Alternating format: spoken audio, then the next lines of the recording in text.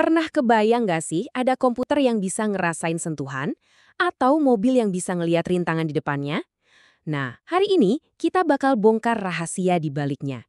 Kita akan belajar gimana caranya ngasih indera ke mesin, mengubah benda mati jadi sesuatu yang bisa berinteraksi sama dunia di sekitarnya. Coba deh pikirin, dari keyboard yang kita pakai ngetik, sampai sensor parkir di mobil, mesin-mesin di sekitar kita, tuh sebenarnya terus-terusan merasakan sesuatu. Tapi gimana persisnya cara kerjanya? Yuk kita bedah teknologinya, mulai dari komponen elektronik yang paling dasar. Oke, di jantung setiap proyek canggih pasti butuh otaknya kan? Nah, kenalin ini Arduino, sebuah mikrokontroler kecil yang bakal jadi pusat komando kita. Anggap aja dia ini konduktor orkestra elektronik. Kita yang nulis partiturnya dalam bentuk kode, dan Arduino yang mastiin semua komponen mainin perannya dengan pas, menjembatani dunia digital sama aksi di dunia nyata. Nah, otaknya udah siap. Sekarang, ayo kita kasih dia indera yang pertama, sentuhan. Kita mulai dari cara paling dasar buat mesin ngerasain interaksi fisik, yaitu lewat sebuah tombol tekan sederhana atau push button. Gampangnya, bayangin aja kayak saklar lampu. Pilihannya cuma dua, nyala atau mati. Di dunia digital, ini bahasa paling dasar yang dimengerti komputer. Ditekan itu artinya 1, nggak ditekan artinya 0. Hitam atau putih, ya atau tidak. Simple banget. Inilah inti dari input digital. Secara fisik, masangnya gampang banget. Seperti yang bisa dilihat, tombol ini nyambung langsung ke Arduino. Pas kita tekan, kita itu sebenarnya lagi nutup sirkuit, ngirimin denyut listrik singkat ke otak Arduino. Itu sinyal fisik yang jelas banget. Wey, ada yang neken nih. Nah, dari sisi digitalnya, otak Arduino kita ngejalanin kode sesimpel ini. Bayangin aja Arduino tuh kayak satpam yang super waspada. Dia ada di dalam loop dan pak akhir, mainnya terus-terusan ke tombol, udah ditekan belum? Kalau sekarang? Sekarang? Jadi, nggak mungkin ada satu penekanan pun yang kelewat. Jadi, ini dia nih intinya.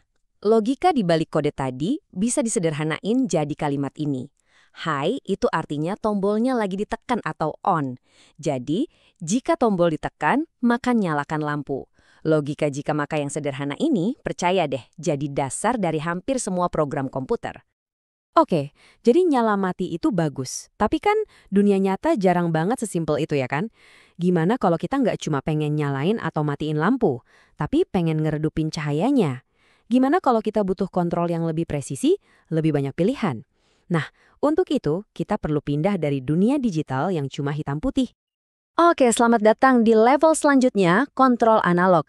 Kita bakal kenalan sama yang namanya potensiometer, atau yang kita kenal sehari-hari sebagai knob putar. Komponen simple ini bakal ngebuka spektrum kemungkinan yang jauh lebih luas. Kalau tombol tekan tadi cuma bisa teriak iya atau tidak, potensiometer ini bisa berbisik, ngomong biasa, atau teriak. Dia ngasih input analog, artinya dia bisa ngirim rentang nilai yang banyak banget. Persis kayak knob volume, kita dapat gradasi, bukan cuma 2 pilihan ekstrim.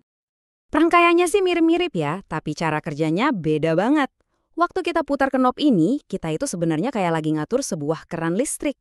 Makin kita buka, makin banyak listrik yang ngalir.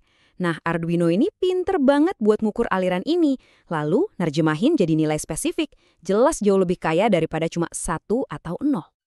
Dan coba lihat deh, kodenya juga jadi lebih pinter. Arduino nggak lagi cuma nanya iya atau tidak. Sekarang dia ngebaca nilai angka yang dikirim sama potensiometer. Dengan data ini kita bisa bikin aturan yang jauh lebih cerdas. Kalau nilainya di bawah sekian, lakuin A. Kalau di atas, lakuin B. Ini ngebuka pintu buat logika yang jauh lebih kompleks. Nah, kalau kita jejarin gini, bedanya kelihatan banget kan? Di satu sisi, kita punya input digital, saklar on-off doang. Di sisi lain, ada input analog, sebuah spektrum gradasi. Lompatan dari cuma 2 pilihan, jadi ribuan kemungkinan inilah yang ngasih kita kontrol yang jauh lebih halus dan presisi. Oke, kita udah berhasil ngasih mesin kita indera peraba. Tapi gimana kalau kita pengen mesin itu bisa ngerasain dunia tanpa harus disentuh sama sekali? Yuk kita ambil lompatan besar berikutnya dan kasih dia sepasang mata. Nah, untuk ini kita bakal pakai sensor jarak ultrasonik. Komponen ini bakal bertindak sebagai mata sekaligus telinga buat mesin kita, ngasih dia kemampuan buat deteksi objek di sekitarnya. Cara kerjanya tuh pinter banget dan mirip sama caranya kelelawar navigasi di kegelapan. Jadi sensor ini ngirim gelombang suara yang nggak bisa kita dengar. Terus dia nunggu pantulannya balik. Dengan ngukur berapa lama waktu yang dibutuhin gema itu buat balik, dia bisa ngitung jarak ke objek di depannya. Canggih kan?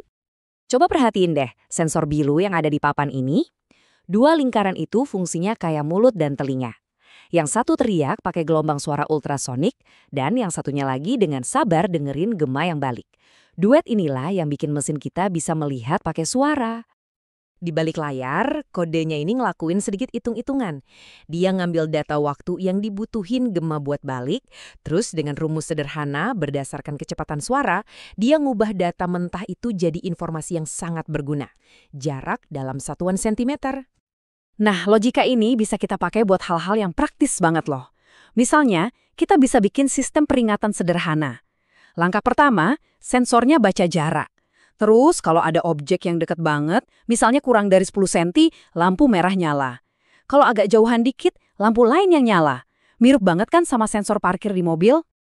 Dari tombol yang simple, knop putar, sampai mata ultrasonik, kita udah lihat gimana caranya mesin bisa merasakan dunia. Sekarang, mari kita sambungin gimana balok-balok penyusun ini ngebentuk teknologi yang ada di sekitar kita. Nah, seperti yang bisa kita lihat di sini, konsep-konsep ini tuh bukan cuma teori. Setiap kali kita ngetik, kita lagi pakai input digital. Setiap kita atur volume, kita pakai input analog. Dan teknologi kayak sensor parkir mobil itu membawa interaksi mesin dengan lingkungan ke level berikutnya. Nah, ini dia yang keren dari semua ini. Teknologi paling canggih yang kita punya sekarang, dari AI sampai robot-robot keren, pada dasarnya dibangun di atas prinsip yang sama. Sebuah otak, nerima input, memprosesnya, terus bikin keputusan. Ini adalah fondasi dari seluruh dunia digital kita. Oke, kita udah ngebuka pintu supaya mesin bisa ngerasain dunia. Tapi ini tuh baru permulaan banget. Seiring majunya teknologi sensor, batasannya terus digeser. Kira-kira indera apa lagi yang bakal kita kasih ke mesin selanjutnya? Kemampuan buat nyium bahan kimia di udara? Atau ngerasain perubahan suhu yang super kecil? Atau mungkin sesuatu yang bahkan belum bisa kita bayangin? Masa depan interaksi manusia-mesin lagi ditulis sekarang, dan semuanya dimulai dari sini.